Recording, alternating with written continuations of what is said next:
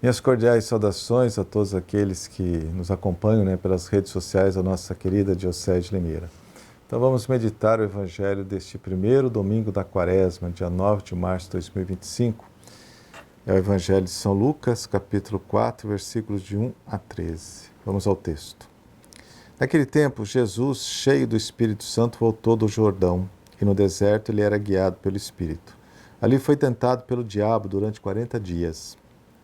Não comeu nada naqueles dias e depois disso sentiu fome. O diabo disse então a Jesus: Se és filho de Deus, manda que esta pedra se mude em pão. Jesus respondeu: A Escritura diz: Não só de pão vive o homem. O diabo levou Jesus para o alto, mostrou-lhe por um instante todos os reinos do mundo e lhe disse: Eu te darei todo este poder e toda a sua glória, porque tudo isso foi entregue a mim e posso dá-la a quem eu quiser. Portanto, se te prostrares diante de mim em adoração, tudo isso será teu. Jesus respondeu: A Escritura diz: Adorarás o Senhor teu Deus e só a Ele servirás.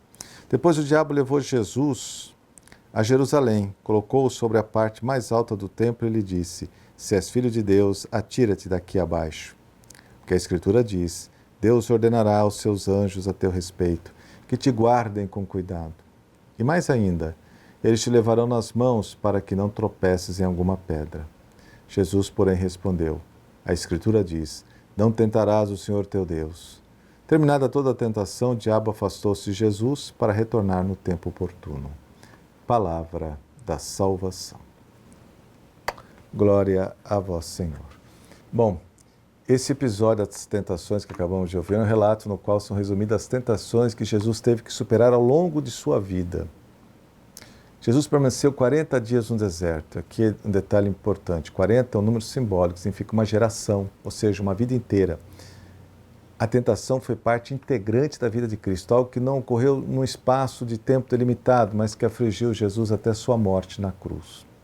Do mesmo modo, o deserto também tem um sentido simbólico. Expressa não apenas um lugar geográfico, mas o silêncio profundo, quando experimentamos com toda a força a vulnerabilidade de nossa natureza.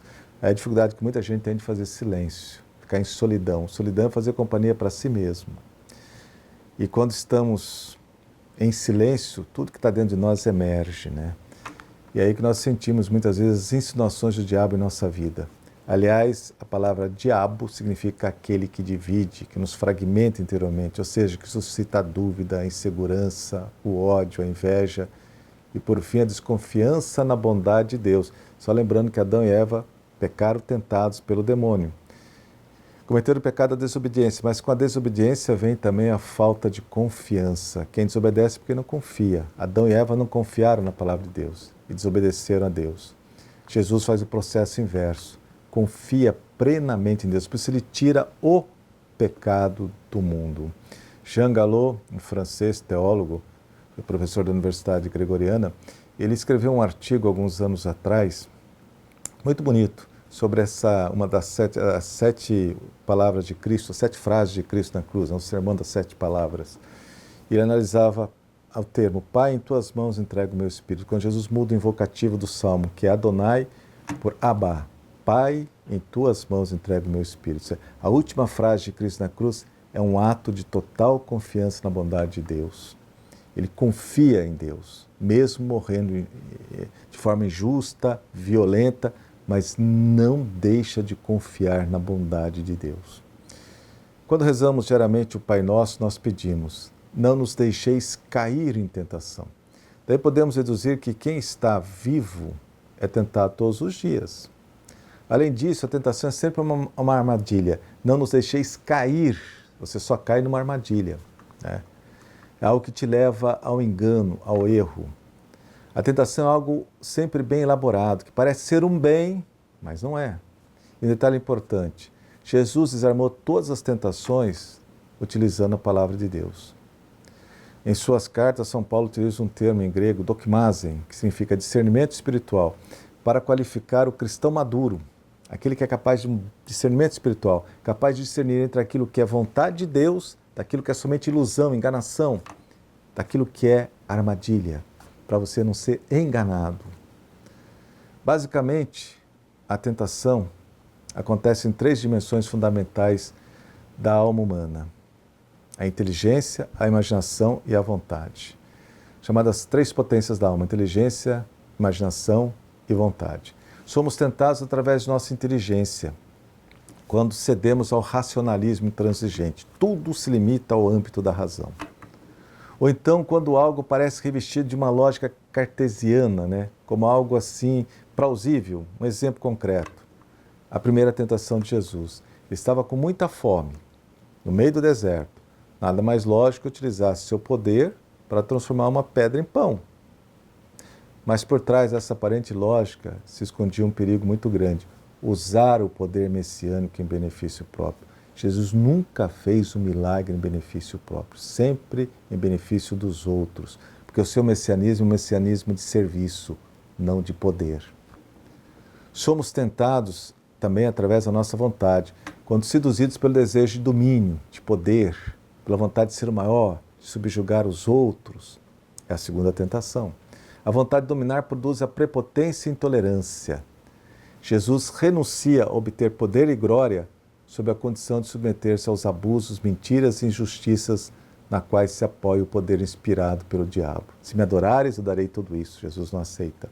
O reino de Deus não é imposto, mas oferecido com amor. E somos também tentados através da nossa imaginação, quando seduzidos pelo prazer que o sucesso e a notoriedade podem nos dar. Basta ver como as pessoas hoje querem reconhecimento público, querem se tornar celebridades. Um exemplo concreto é essa terceira tentação de Jesus: pular da torre do templo e ser salvo pelos anjos. Seria um espetáculo que traria admiração e aplausos e, naturalmente, sucesso imediato. A isso Jesus responde de forma incisiva: não utilizará Deus em proveito de tua vaidade e de teu êxito pessoal. E aqui um detalhe interessante.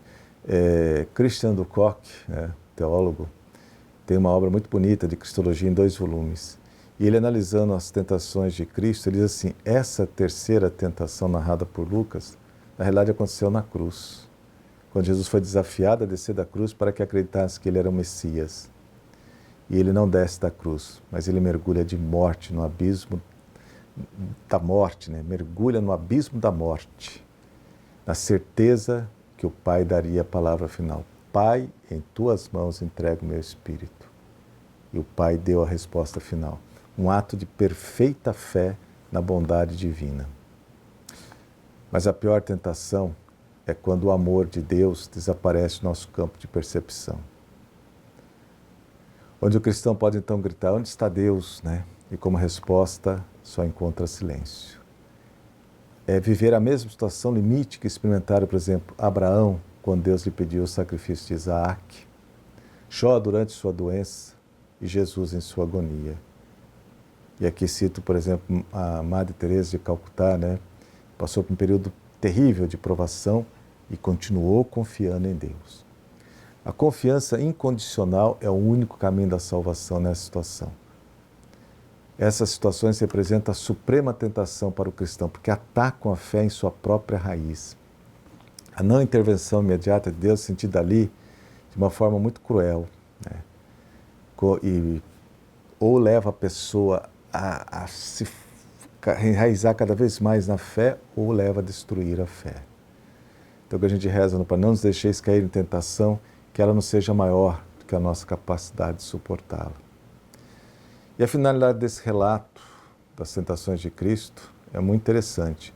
Jesus experimentou Ele mesmo, em primeira pessoa, as tentações, com a finalidade de oferecer-nos uma pedagogia, um caminho para também vencermos as tentações. E como Ele venceu, nós também podemos vencer seguindo o caminho de Cristo, né? E qual foi esse caminho? Ele nunca dialogou com o diabo, rebateu todas as tentações com a palavra de Deus, confiança, fé na palavra de Deus.